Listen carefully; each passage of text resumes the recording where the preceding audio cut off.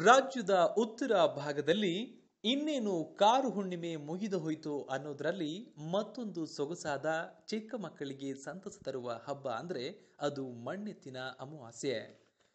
ಗದಗ ರೈತರ ಪಾಲಿಗೆ ಮಣ್ಣೆತ್ತಿನ ಅಮಾವಾಸ್ಯೆ ಪವಿತ್ರವಾದ ಹಬ್ಬ. ಹೀಗಾಗಿ ಮಣ್ಣಿನಿಂದ ಮಾಡಿದ ಎತ್ತುಗಳನ್ನ ಪೂಜೆ ಮಾಡುವ ಮೂಲಕ ರೈತರು ಮಣ್ಣೆತ್ತಿನ ಅಮಾವಾಸ್ಯೆಯನ್ನ ಆಚರಿಸುವುದು ಸಂಪ್ರದಾಯ. ಗದಗದಲ್ಲಿ ಈ ಹಬ್ಬ ಕೇವಲ ಗ್ರಾಮೀಣ ಪ್ರದೇಶವಷ್ಟೇ ಅಲ್ಲದೆ ನಗರದಲ್ಲೂ ಚಾಲ್ತಿಯಲ್ಲಿದೆ. ಮಾರುಕಟ್ಟೆಯಲ್ಲಿ ಬಣ್ಣ ಬಣ್ಣದ ಮಣ್ಣಿನ ಎತ್ತುಗಳಿಗೆ ಭಾರಿ ಬೇಡಿಕೆ ಇದೆ. ಒಂದು ಜೋಡಿ ಮಣ್ಣಿನ ಎತ್ತುಗಳನ್ನ 40 ರೂಪಾಯಿಯಿಂದ 100 ರೂಪಾಯಿಗೆ ಮಾರಾಟ ಮಾಡಲಾಗ್ತಾ ಇದೆ.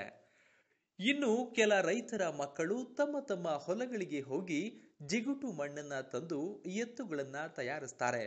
ಹಬ್ಬದ ಸಂಕೇತವಾದ ಎತ್ತುಗಳನ್ನ ದೊಡ್ಡ ಹಾಗೂ ಸಣ್ಣದಾಗಿ ತಯಾರಿಸ್ತಾರೆ. ಈ ಮಣ್ಣಿನ ಎತ್ತುಗಳಿಗೆ ಬಣ್ಣವನ್ನ ಹಚ್ಚಿ ಜೋಳದ ಬೀಜ ಹಚ್ಚಿ ಎತ್ತುಗಳನ್ನ ಶೃಂಗಾರ ಮಾಡ್ತಾರೆ. ಅಂತ ಎತ್ತುಗಳನ್ನ ನೋಡುವಂಥದ್ದೇ ಒಂದು ಸಡಗರ.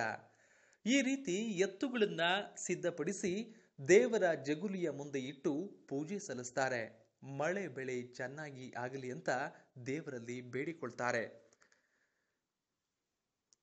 ಈ ಸುದ್ದಿ ನಿಮಗೆ ಇಷ್ಟ ಆದರೆ ನಮ್ಮ ಒಂದು ಚಾನೆಲ್ನ ಸಬ್ಸ್ಕ್ರೈಬ್ ಆಗಿ, ಹಾಗೇನೆ ನಮ್ಮ ಪೇಜನ್ನು ಫಾಲೋ ಮಾಡಿ.